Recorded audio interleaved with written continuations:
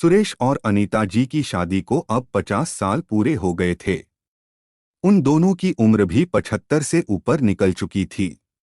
दोनों ने अपनी पूरी जिंदगी एक दूसरे के साथ काफी हंसी खुशी से बिताई थी। दोनों बिल्कुल दो जिस्म एक जान बनकर जिए थे। सुख दुख के साथ साथ उन्होंने अपने अपने पर्सनल रहस्य भी एक दूसरे के साथ शेयर किए थे। हाँ, अनीता जी ने केवल एक रहस्य सुरेश को कभी नहीं बताया। अनीता जी ने अपने कबर्ड के सबसे ऊपर के खाने में एक जूतों का बॉक्स रखा करती थी, जिसे किसी को भी यहाँ तक कि खुद उनके पति को भी छूने की मनाही थी। मनाही क्या, सख्त वार्निंग थी।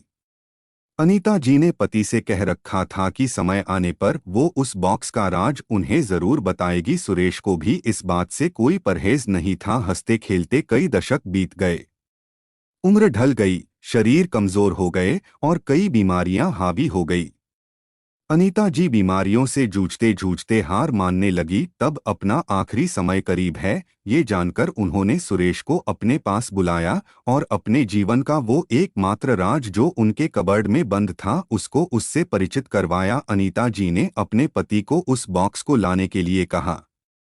सुरेश उस बॉक्स को लेकर आए और उसे ओपन किया तो वो देखकर हैरान हो गए कि उस बॉक्स में दो खरोची हुई छोटी डॉल्स और ढेर सारे नोट थे। सुरेश ने अनीता से उन डॉल्स के बारे में पूछा। अनीता ने कहा, जब मेरी शादी होने वाली थी तब मेरी दादी ने मुझे समझाया था कि अगर अपनी शादी को लंबे समय तक चलाना चाहती हो तो एक दूसरे से जितनी हो सके शिकायतें कम हो उसका ध्यान रखना। और उन्होंने उसके लिए मुझे ये डॉल्स का तरीका भी बताया था, जिसमें जब भी मुझे तुमसे कोई शिकायत हो तब एक डोल को खुरचकर उसे संभाल कर रख लेना।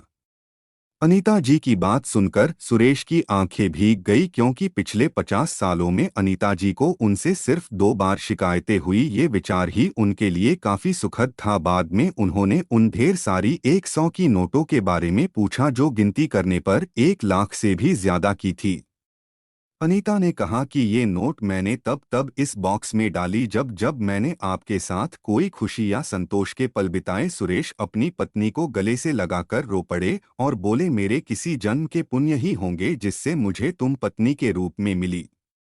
दोस्तों, छोटी सी इस पति पत्नी की प्रेम कहानी में जो पत्नी ने तरीका अपनाया था, अगर हर पति पत्नी अपने जीवन में वही तरीका अपना ले तो हजारों रिश्ते जो छोटी छोटी बातों पर बिखर जाते हैं वो बिखरने से बच जाएंगे। दोस्तों, यह कहानी आपको कैसी लगी? कहानी अगर पसंद आई हो तो लाइक शेयर सब्सक्राइब करना ना भूले और इस कहानी के बारे में आपकी क्या राय है हमें कमेंट बॉक्स में कमेंट करके जरूर बताएं।